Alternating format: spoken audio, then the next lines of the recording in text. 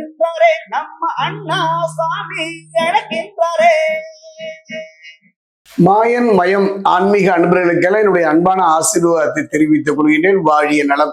மாயன் மயம் உங்கள் நலன் பொருட்டே இறையர்களாலும் குருவர்களாலும் தொடர்ந்து சோழி பிரசன்னத்தின் மூலம் ஒவ்வொரு ஆங்கில மாத பலன்களை சொல்லி வருகிறேன். அந்த வகையில் பார்க்கும் பொழுது ஆகஸ்ட் மாதம் எவ்வாறு இருக்கும் என்பதை நான் பார்ப்பதற்கு முன்பல்ல, சனி பகவானை பொறுத்த வரைக்கும் வக்ரகதியில் இருக்கின்றார். அதே நேரத்தில் பார்த்தீங்கன்னா சுக்கிரன் வலுவிழந்து இருக்கின்றார். இப்படிப்பட்ட ஒரு சூழ்நிலையில இந்த மாதம் பார்ப்போமா? அதற்கிடையில மாயன் மயனை நீங்க தொடர்ந்து சப்ஸ்கிரைப் பண்ணி ஆதரவு தருவீங்கிற ஒரு நம்பிக்கை எனக்கு எப்பவும் உண்டு.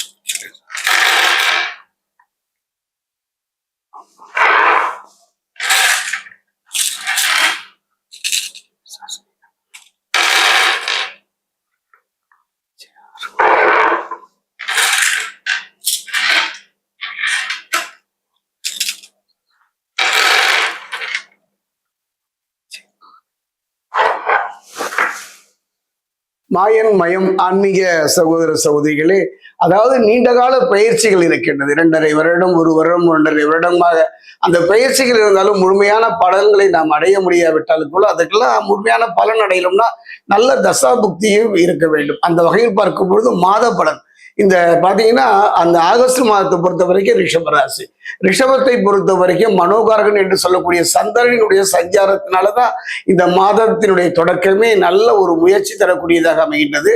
அதே நேரம் முயற்சிகள் அனுகூலமான பலன் கிடைக்கின்ற ஒரு மாதம் இந்த மாதமாக அமைகின்றது. குறிப்பா பார்த்தீங்கன்னா புதிய தொழில் தொடங்குவது, விரிவாக்கம் செய்வது போன்ற சாதகமான பலனை எதிர்பார்க்கலாம் இந்த மாதம்.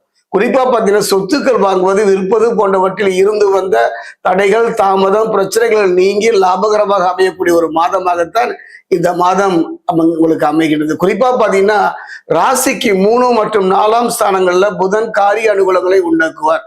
இதுவரை புதனால் எந்த பலனையும் பெற முடியாத ரிஷபராசிக்கு ஒரு அற்புதமான ஒரு யோக காலம்தான்.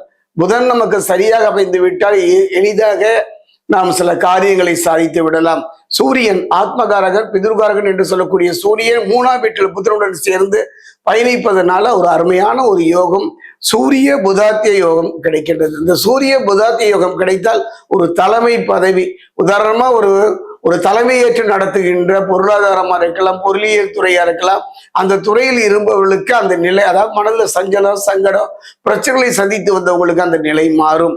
குறிப்பா தனவரவுகள் யோகமும் உண்டாகின்ற ஒரு மாதமாக இந்த மாதம் அமைகின்றது. கலத்திரகாரன் என்று சொல்லக்கூடிய சுக்கிரன் பலம் இழந்தாலும் கூட சுக்கிரனை பொறுத்த வரைக்கும் 5ஆம் ஸ்தானத்துல பொன் பொருள் சேர்க்கை, புது வீடு கட்டுதல், புதிய முயற்சிகள் இருந்த தடைகளை நீக்குதல் அத்தனையும் கலத்திரகாரகன் சுக்கிரனே ரிஷபராசிக்கு அமைத்து தருவார். பிரிந்த உறவுகள், அது சகோதர சகோதரிகள உறவா இருந்தாலும் சரி, கணவன் மனைவி உறவாக இருந்தாலும் சரி, உறவுக்குள் இருந்து வந்த பிரச்சனைகள், குழப்பங்கள் இருந்து அவர்கள் அனைவரும் ஒன்று சேருவது இந்த மாதத்தில் அமையும். குறிப்பா பாத்தீங்கன்னா 3ஆம் இடத்துல பாத்தீங்கன்னா குரு பலவீனமாக இருப்பதனால கணவன் மனைவிக்குள் பனிப்போர் நடந்தாலும் அந்த போர் நல்ல முறையில் அமைவதற்கான சூழ்நிலையை கலத்திரகாரகன் சுக்கிரன் அமைத்து தருவார். அதே நேரத்துல பாத்தீங்கன்னா சனி பகவான் கர்மாவின் கர்த்தா என்று சொல்லக்கூடிய சனி 11ல, ராகு 10ல, குடும்பத்துல சுபகாரியங்கள் நடக்கின்ற செயலை சனியும் குருவும் சேர்ந்தே செய்வார்கள். சனி கொடுத்தால் யார் தடுப்பார்? அந்த வகையில் பார்க்கும்போது அற்புதமான யோக பலனையும் ரிஷபராசிக்கு சனி பகவான் தரப்போகின்றார். 4ஆம் வீட்டில கேது பலவீனப்படுவதனால, அதாவது 2 கிரகங்கள் பலவீனப்படக்கூடாதுங்க. அதுல கலத்திரகாரகன் சுக்கிரன், இன்னொன்னு ஞானகாரகன் கேது. கேதுவை பொறுத்த வரைக்கும் பாத்தீங்கன்னா 4ஆம் வீட்டுல பலவீனப்படுவதனால, பலம் இழப்பதனால பாத்தீங்கன்னா உடல் நலத்துல கொஞ்சம் கவனமா இருக்கணுங்க. ஏன்னா சுவை வைத்துதானே சித்திரம் வரைய வேண்டும். அந்த வகையில் உடல் நலன்ல கொஞ்சம் கவனமா இருக்க, முடிந்தவரை இரவு நேர பயணங்களை தவிர்த்து விடுங்கள். குறிப்பா பாத்தீங்கன்னா பூமிகாரகன் என்று சொல்லக்கூடிய செவ்வாய் 1 மற்றும் 2ஆம் வீடுகளில் பலவீனமாக சஞ்சரிப்பதனால முன்புகத்தை தவிர்க்கவும். இந்த மாதத்தை பொறுத்த வரைக்கும் 3 கிரகங்கள் பலம் இழந்து காணப்படுகின்றன. சனியோ வக்ரகதி இருக்கின்றார். அந்த வகையில் பார்க்கும் பொழுது எந்த நிலை வந்தாலும் தன்னிலை மறவாத, தன்னம்பிக்கை இழக்காத ஒரு மாதமாக, இழந்ததை திரும்ப பெறக்கூடிய ஒரு மாதமாக ரிஷபராசிக்கு இந்த மாதம் அமைகின்றது. அதே நேரம் பரிகாரம் என்று சொல்வதை விட இது செய்து பார்த்தால் பலம் இழந்த 3 கிரகங்களுடைய பலம் பெறுவதற்கான ஒரு வாய்ப்பு.